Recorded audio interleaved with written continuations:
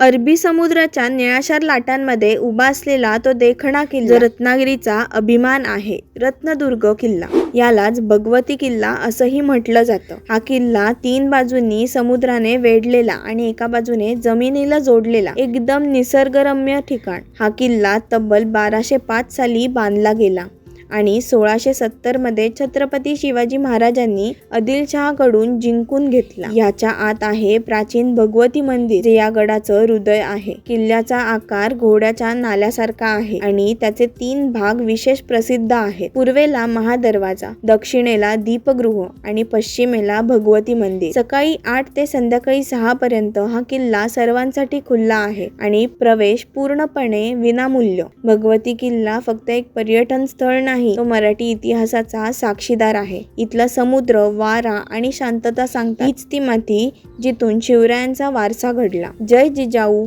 Jai Shivray.